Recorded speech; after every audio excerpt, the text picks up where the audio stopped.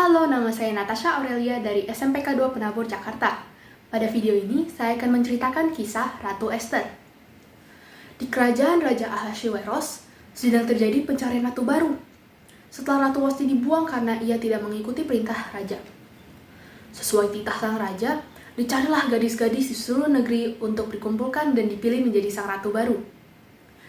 Esther adalah seorang gadis yatim yang diasuh oleh Mordekai.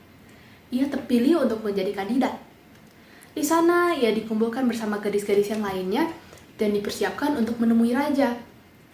Esther sebenarnya bernama Hadasa dan berasal dari keturunan Yahudi. Tapi Mordekai meminta Esther untuk menyembunyikan nama dan asal-usulnya. Setelah Raja Ahasuerus melihat Esther, ia terpesona dan mengasihi Esther lebih dari gadis-gadis yang lain. Akhirnya, Esther pun menjadi seorang ratu. Banyak peristiwa terjadi selama Esther menjadi ratu, mulai dari Mordekai membantu raja menumpas kongkolan jahat, hingga peristiwa di mana seseorang bernama Haman diangkat menjadi Perdana Menteri. Haman yang memiliki pangkat tinggi ingin semua orang di bawahnya untuk tunduk. Tetapi Mordekai tidak ingin menunduk dan bersujud kepada Haman, dan itu membuat Haman sangat kesal. Karena Haman tahu Mordekai adalah seorang Yahudi, maka ia menggunakan kuasa yang ia miliki dan membuat titah atas nama raja.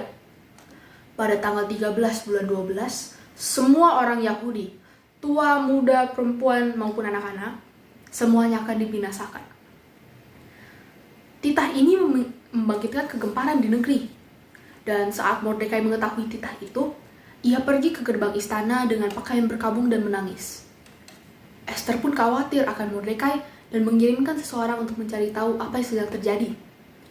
Pesan yang dititipkan Mordekai ke orang yang dikirim Esther membuat sang ratu gelisah. Mordekai ingin Esther untuk menghadap Raja Ahasuerus untuk menghentikan binasanya kaum Yahudi. Walaupun diselubungi ketakutan dan keresahan, Esther berdoa dan meminta orang-orang Yahudi untuk berpuasa dan berdoa bagi dirinya. Esther memberanikan diri dalam nama Tuhan untuk menghadap raja, walaupun ia tahu raja bisa saja dengan mudah membunuhnya. Jika raja tidak mengulurkan tongkatnya, habislah nyawa Esther. Tetapi ia tidak ingin menyerah dan membiarkan bangsanya mati. Maka ia bersiap dan pergi ke hadapan raja. 3 hari berlalu, 3 hari berpuasa, 3 hari berdoa meminta Tuhan agar sang penyelamat bisa menyertai Esther. Esther berdiri di depan sang raja dan menunggu uluran tongkatnya. Raja menerima Esther dan diulurkanlah tongkatnya. Selamatlah Esther dari kematian. Di sana, raja bertanya, "Hai Esther, apa yang kamu inginkan nih? Sampai-sampai kamu menghadapku tanpa perintah." Esther menjawab, "Raja, sudah kupersiapkan suatu pesta untuk dirimu dan Haman. Datanglah ke perjamuan itu dan akan kubuatlah permintaan itu." Maka raja dan Haman pergi ke pesta Esther sesuai dengan permintaannya. Di sana raja berkata, "Hai Esther, apapun yang kamu mau, bahkan setengah kerajaan ini pun akan aku berikan." Esther meminta agar sang raja dan Haman datang ke perjamuan esok harinya, dan di sana ia akan meminta permintaannya. Malam itu, sang raja tidak bisa tidur. Ia meminta untuk dibacakan buku sejarah negerinya. Di tengah mendengar, ia pun teringat. Ada suatu peristiwa di mana Mordekai menolong raja membantunya menumpas kongkolan jahat yang ingin mencelakai raja. Lantas, raja langsung bertanya, "Kita pernah nggak sih bilang terima kasih ke Mordekai?" Ternyata Mordekai belum memberikan hadiah apa-apa atas jasanya. Maka, raja langsung membuat titah agar keesokan harinya, Mordekai dimegahkan di depan seluruh rakyat. Haman menjadi iri dan kesal.